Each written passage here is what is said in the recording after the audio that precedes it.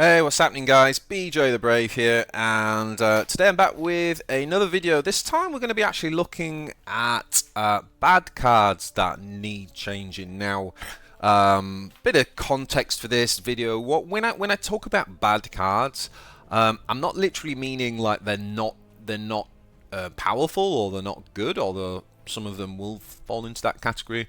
But when I say bad cards, I mean they're bad for the game, like bad design, not really kind of healthy in the current meta, or just not really contributing that much to the current meta. And often you've got to kind of like think about bad in the kind of context which the card is in. So I've got a few cards that I want to go through and just talk about today. So let's dive on in.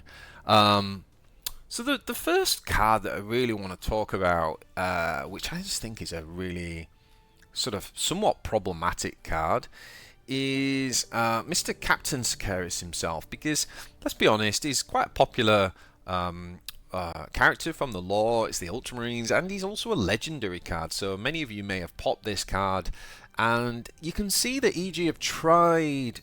I think there's probably been 3 or 4 changes to the card in the last few months, and even despite that, it's still not very good. It's still not played, and it's still not impactful. So I think that really is like what's at the heart of why this is a bad card. It's because it's at the end of the day, it's 9 energy.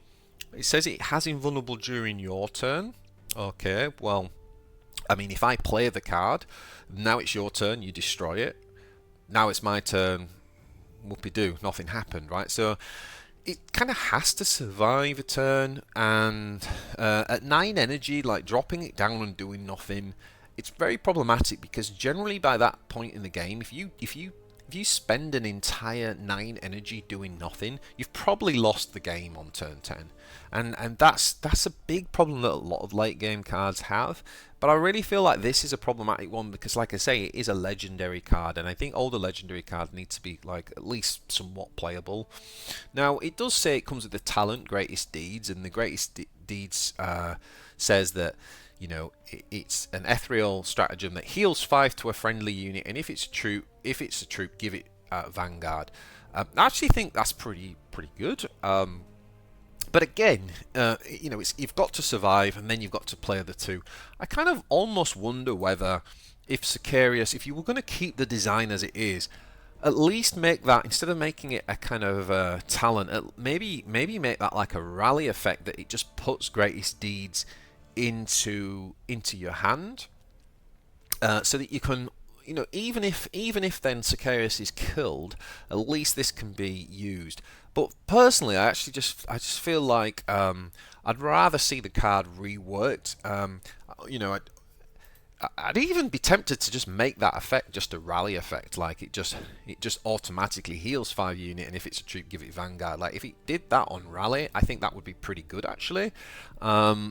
Yeah, I think that's how I'd like to see it, because when you pay 9 energy, keep saying the same thing for these big cards. It's got to impact the game on the turn that it comes down. So for me, that's the first card that I think is just like a bad card. And again, if you're collecting Space Marines and that's your first legendary you drop, I mean, it's just a really major sort of disappointment. Okay, so the next card I want to really talk about, which again, some of you might be surprised that I'm talking about this card when I'm talking about bad cards, but it is Ravenous Hunter. And I kind of want to talk about this as a pair, actually. I want to talk about this in paired with the Bestial Rage. So the Bestial Rage came out in the recent Terror of Vardengast expansion, and this is like costing 8 energy, and it says double the melee attack of a friendly unit. Now, granted, that's a permanent double. It's not like double it this turn like Ravenous Hunter is. It is a permanent double, but what are you realistically going to be spending this energy on? Like, let's say you put it on the Hive Tyrant, right? Then, okay, so I go from 7 to 14. You know, what else realistically, even if it was a Winged Hive Tyrant that we managed to put down and then survive to the next turn, and then we played that on this, it'd be, you know, an 18 damage Winged Hive Tyrant that we get to swing with. That's like best case scenario, really, guys. And to be quite honest, it's pretty unrealistic. It's probably more like something on a Broodlord that would be closer to being realistic, which would give us 12 attack next turn. Now, for half the amount of energy cost, the Ravenous Hunter for only 4 energy is a card that is often going to be placed on a Synapse creature because it's so cheap that we could even play a Synapse between our Warlord and a unit. And play this on the Synapse creature, meaning that 2 units get the buff. It's harder to do that with Bestial Rage because it costs 8 energy, so the chances of playing something else is nigh on impossible. But the raw amount of power that we get from Ravenous Hunter, the Bestial Rage just pales in comparison. So much so that I actually think it wouldn't be that unreasonable. And would actually make more sense to me, to be honest, if the power levels, if the energy costs were the other way around. So if this cost 8 energy and the Bestial Rage costs 4 energy, that would almost make more sense than how it currently is. And I'm not saying that's the perfect solution, by the way, so don't misquote me on that. But I am just saying it would actually make more sense than what we currently have. This thing at 4 energy is completely bonkers, guys. Like, playing this just on the Broodlord with the Swarmlord is giving you 14 damage from the Broodlord and 8 damage from the Swarmlord. So that's 22, if my maths is correct. 22 damage from having 1 card on the board. I mean, that is an absolutely insane finisher, and that's before we start talking about slapping Adrenal Surge, or the Swarmlord's Warlord Talon, or having another unit on the board. Maybe we had a Gene Stealer that was in stealth that's also going to benefit from that. So you can quickly end up doing over 40 damage, and I just think it leads to like very one-dimensional play. Like, I like the idea of building a board with the Tyranids and then having something that kind of does buff and kind of helps you finish the game, but I think this is way too overpowered, and it's forcing Tyranids into kind of like one play style, and also it's not very fun to play against because, quite frankly, you could be keeping up with the Tyranids, you could be having a pretty good back and forth game, and then they just happen to draw this, and then they just win. And it's just like, oh, okay, I still had 35 health left, but somehow I just lost the game. So I think Ravenous Hunter is like really not a very feel-good card, and especially when you see Bestial Rage that's being developed, it's just like, it just doesn't make much sense at all to me. Okay, so the next card I want to talk about is Boss Zagstruck. Now, obviously, we just had Boss Gordrang released for the Orcs, and Boss Gordrang, he basically has an ability that gives him buffs his melee attack, which is what Zagstruck was known for, but this guy gives concussive, so the enemy Warlord, if he gets hit with this, can't attack back next turn, and that's just way more powerful than Zagstruck. Zagstruck's got the same 35 health, he also buffs melee attack, but only by 1. Now, he does get 1 armor, but and that's okay. I quite like that, but it does say that he is flying. So that I guess one of the better things that this guy's got is that he's flying. Although the weird thing is, from a design point of view, is often people play this guy as a sort of aggro aggro warlord. So the kind of flying doesn't do anything, because obviously flying's really good if you need him to use him more as a control to deal with enemy flyers, but against enemy warlords, actually the flying bit does nothing. I do like the armor, but overall it just feels a little bit like he hasn't really got a niche. The niche he used to have has kind of gone, because I think Gordrang's just much better at doing that. If you're going to try to aggro beat the enemy warlord down, this guy's going to win that race every time, whereas Zagstruck now is like really questionable. And the other thing is, we just had a nerf to Proper Killy. So Proper Killy used to be the way that you made Zagstruck work, because it used to give +2, and Zagstruck could do a ridiculous kind of like have loads of reach on a finisher, so making him quite a good aggro warlord. Doesn't have that anymore. Just feels like he's got no niche. Now the Orcs are obviously a good faction. They're my favourite faction personally. But I just feel that this boss, compared to Ghazghkull, Gruk and Gordrang, is just massively pales in comparison. I'd kind of like to see him perhaps rework him and just help him find a bit of a niche. I'm not quite sure what that would be, but like, for example, if he's going to be the aggro warlord. You know, we need to really think about. Is he going to be? Could he like lead to an orc flying kind of build or something like that? Maybe he comes with flying as standard. I'm not really sure, but I just think he's pretty poor and pretty left behind in the orc faction. Okay, the next cards that I want to talk about is again two that I want to look at side by side in the aeldari. And this time I want to take a look at the Dire Avengers. I mean, anyone who's like collected or been into 40k, now, the Dire Avengers are pretty iconic. And what I don't understand about this design as well is that like they're like the Guardians. All of the Guardians come with Shuriken, all of them. But yet the Dire Avengers, which are supposed to have like the best Shuriken catapults available, they don't have Shuriken. I just can't understand this design at all. So I feel like the Dire Avenger coming in at 4 energy with those stats are really terrible stats, and it doesn't get the Shuriken. I think for me, I'd like to see they often do wield a sword which they can pull out, so I'd like to see the melee attack go up. I actually really think that the biggest change I'd like to see though is them having like some decent Shuriken. Like they should have Shuriken 2 or 3 in my opinion. Certainly Shuriken 2. And the other piece of that, other side of that coin, sorry, is the Exarch himself. We all know how good the thingy Exarch is. Not the winged Outarch. Who's the really good Exarch? Oh yeah, the Striking Scorpion Exarch. Like this guy is awesome. I know he's a legendary card, but just look at the Dire Avenger.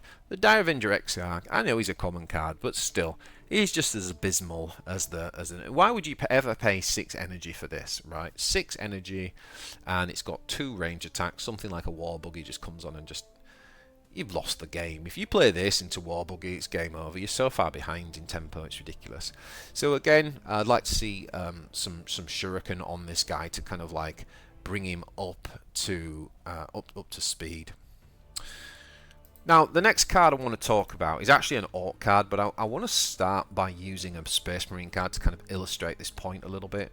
So I want to start by talking about hard removal. All right, now, if we used Inspired Retribution as the kind of model, the kind of baseline for hard removal, you will see where I'm going with this. So, to destroy an enemy troop, just flat out, I play a card, stratagem from hand, and I destroy a troop of my choice. As long as it's not camouflage or stealth, I can just destroy it.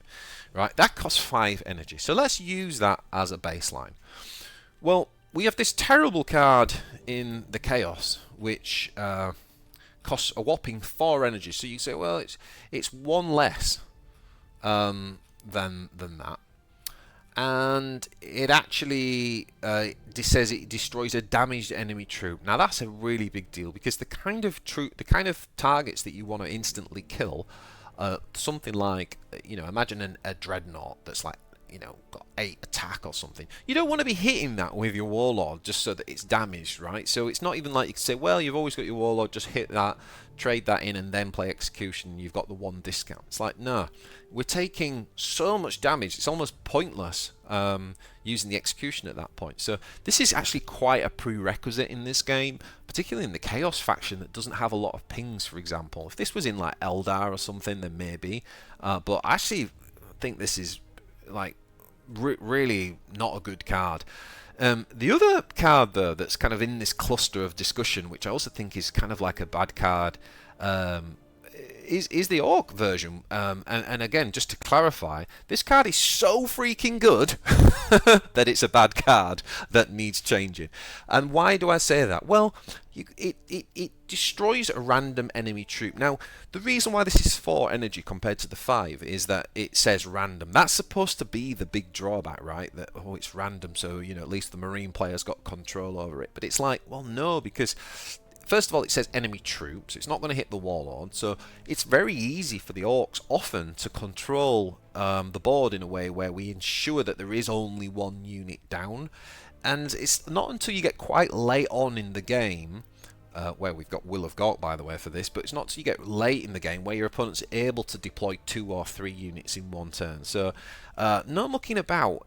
It's the so-called drawback. It's actually really easy to kind of determine what troop will be destroyed. And in addition, because it's random, because you don't have to target it, it gets this secret buff, which is that it can destroy things that are in stealth. It can destroy things that are in camouflage.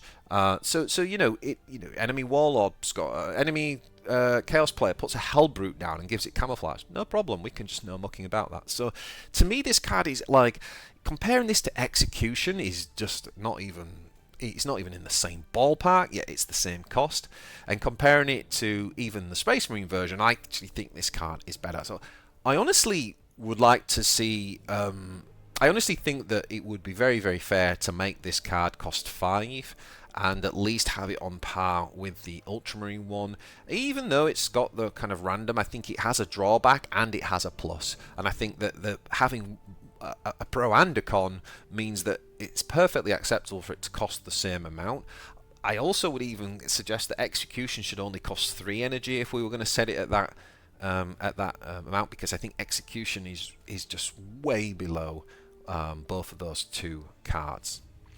Okay, so the next card I want to talk about is one that I don't think I've ever seen played, but it's kind of got a cool. It's kind of, I don't know, something about this that just sort of speaks to me. That Knights of Macragge, like we're playing these Ultramarines down, and then the Knights of Macragge comes in, gives +2 melee attack to your troops till next turn. Why on earth would you ever want to do that? Like, why would you want to do that? It's really bad. But I think it's bad design because, look, if the idea is to kind of buff the troops, I think this card could play a really good role. What I'd love to see it change to is give +1 to melee attack, +1 to range attack, and +1 to health, and really make it a kind of like go wide buff kind of card. And then from a deck building perspective, I think that would be brilliant. Like, it would really give us a tool, a different type of tool to use from a deck building perspective, and to try and kind of build out kind of lower to the ground, wider kind of just sort of troop-based marine build. I think that would be really interesting. But in this current guise, like, this is just absolutely pointless as far as I can tell. All right, next up, I want to talk about. Let's go to Chaos. Here he is. I've talked about this one before, but I also think. The Dark Disciple, we're missing a trick here. I mean, when was the last time you saw this card being played, guys? And again, if you're building a deck, I can't think of like much of a reason to play this. Like, even if you're going for, maybe if you were going for like the most aggro deck you could possibly build, you would run it. But what I'd really love to see with the Dark Disciple is Tide added to this, because if this had Tide 2, for example, so we could play 3 of these out, I think this would be like super good card, to be honest. It might need to lose a stat if you were going to make it Tide 2. It might need to go down to like 1 health, or it might need to go down to like 1 ranged attack, or something might need to change, because for 3 energy, playing 3 of these, I don't know if it'd feel too good there. But I'd love to see like something that gives us a proactive go wide strategy. Like, we have the spawns, so we have to spawn them for a kind of reactive go wide. But I'd love to have like some sort of Tide ability to be able to proactively build a wide board, because everything in Chaos at the minute is all about building like giant big units. But actually, wouldn't it be cool if we could start to see some kind of alternative synergies and being able to go wide? So this is, to me, just another bad card that's not really adding much to the game. Okay, so next up, I want to talk about just a few more. But I really want to talk about this card, Possession, because this says double the melee and health of a friendly troop. Now again, similar to the Bestial Rage, this is a permanent buff. It's not like do it this turn. So I think that's why these cards end up being so expensive. But it really just feels like a win more card. Like, if I've already got like a card that's worth doubling the melee and the health, it's probably a pretty big unit already, right? Like, for me to spend 8 putting that so out of range, that it's probably already pretty good. And so like, this just feels like a win more card. And the other thing is, like, it bothers me from a from a lore point of view, right? Because it's kind of an exciting idea, isn't it? Like if you think about something, think about chaos, something possessing a unit, right? Like this sort of demon, this huge beast coming out of a kind of basic marine, a basic. I'd like to see it basically be a transformation. That's what I'd like to see this. So we should be able to play. Imagine we could play that possession on the card that we just previously talked about. So imagine we could have a disciple, which is a little 2/2, and then we could play possession, and it transforms it into this demon. That's what I want to see. That's more in keeping with like the lore and the idea of that. All right, so finally, just want to talk about a couple of cards from the Necrons actually, because we've not really touched on them much. So the first one that I want to talk about is the command badge is definitely one. I don't spend too much time on this, but it's just to say that it's one of my favourite models actually in the Necrons. It's just a really poorly statted. I know it's a common card, but it's just not doing anything. Could we make this fly in? Maybe, but even if not, I mean, this guy. Look at this big blade here. Come on, we can do better than two attack. At the very least, I'd like to see that melee attack dramatically increased. But the other one I'd really love to see is the Shortpeck Lord. I really think the frenzied units have got a bit of an issue at the minute. There are a couple of good frenzied units, like the Hex Destroyer and the Flanker, but then there's a lot of really sort of poor ones, and the Heavy Destroyers are a bit of a letdown. But I really feel like the Shortpeck Lord could be, this is like the top end of the frenzied units. So I'd really love to see this card be something you're kind of aiming towards, right? If you're going to build a frenzy deck, the Shortpeck Lord should be the payoff. And yes, it's Remnant. Yes, it's got okay stats for 8 energy, but it's give 2 melee attack to your other units with frenzy. Well, why? I mean, first of all, some of the frenzy, I've just said the Hex Destroyer is one of the best. Well, that has 6 ranged attack. It's never wanting to attack with melee anywhere. It just feels like a really poor payoff, and it just feels like it doesn't have that good synergy. Like the Flanker does have good melee attack, but it's already got 5 attack, and you're going to bring that on and destroy something. You just don't need it. So again, there's just no real payoff here. So I don't think I've ever seen this guy used outside of draft, and I'd really love to see this do something that's a bit more synergistic and has a kind of real transcending effect for frenzied units, because I just feel like at the minute it's just not really adding some, and might be the key to unlocking a little bit more of a frenzied archetype if they were to buff it. And I guess the last but not least one for me, I've talked about this before, is the Monolith. I just think the Monolith is such an iconic unit that I really want to see these units be not necessarily like S tier, but I really want to see them be kind of playable in some competitive builds. And again, it really does come down to kind of like what they do on the turn that they come down. I've suggested things like deploying. I think this is, if this could deploy Praetorian Guards, 2 Praetorian Guards, for example, or something like that. It just needs to have some sort of impact on the turn that it comes down, because it's so sad that we got this amazing card based around this amazing kind of like iconic unit that actually does nothing. And I think on this, in a similar vein, I kind of feel like the same with the Orc Stomper. The Stomper's got a similar thing where you bring this down, you look at that and you think, God, for 10 energy, having 9 health and 2 armor, that's really difficult to take out, right? And then even if something tries, it's got concussive, so they're going to kind of end up stunning themselves. It looks really good, but again, the problem is if you spend 10 energy on this, they're just going to ignore it and win the game, basically. Or they're going to hit you with, that cheap no mucking about for 4 energy that just destroys this. So, yeah, I'd really like to see the Stomper and the Monolith, which are 2 of those huge, kind of really iconic units, changed. So there you go, guys. That's for me, like, some bad cards that need changing. Some of those, as I say, are bad design because they're too overbearing, they're too powerful, and some of them are just bad because they're iconic units that deserve to be played, but they're just not really good enough. So that's my thoughts. Let me know in the comments which ones you agree with, and also if you've got any ideas for the ones that I've talked about. And also let me know if there are any that you think I've missed, that you think actually they really do need addressing in the game. Overall, I don't think the game's in a bad place right now. I think we've done some pretty good, EG have done some pretty good stuff in terms of balance patches, and we're already seeing the win rates kind of even out a little bit. So yeah, overall I think the game's in a good place, but I really think if we address these particular cards that I've talked about today, it would just take things up to the next level. So thanks for listening, like and subscribe if you enjoyed it, and I'll see you in the next one.